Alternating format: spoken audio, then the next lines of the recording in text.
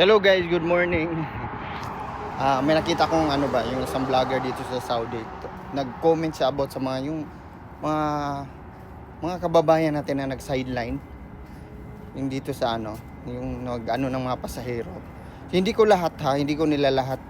Totoo yung may mga siya kasi na-experience ko na rin yung una, doon ako sa Jeddah.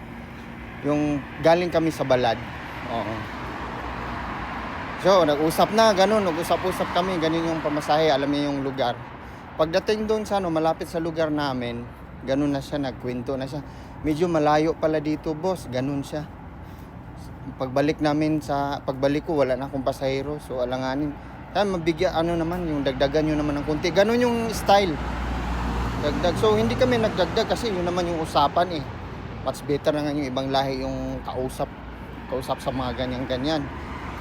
Grabe, ganun niya siya, ang daming kwento. Ang daming niyang kwento sa buhay. Oo. Tapos ganun. Ang unang rason yan, wala nang pasahero pabalik. Hindi na namin kasalanan yon, ganun.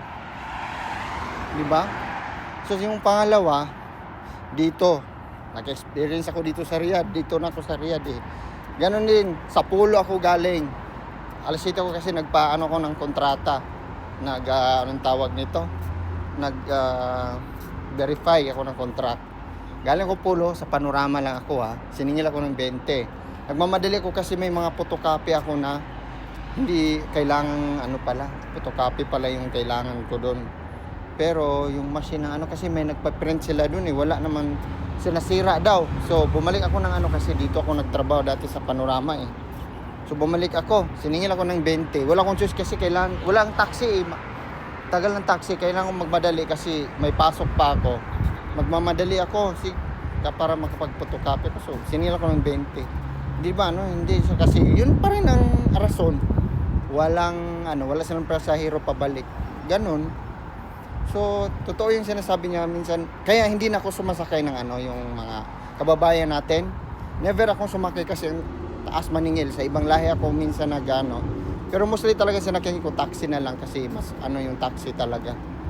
Nagta-taxi ako pero yung minsan sa ibang lahi na ako kung sobrang madali kasi mas mura pa yung singilan tapos kung anong pinag-usapan yung presyo, yun rin. Wala nang daming drama yung ganito, wala hindi tulad ng natin. Hindi ko nila lahat. Bahala na kayo diyan basta hindi ko nila lahat.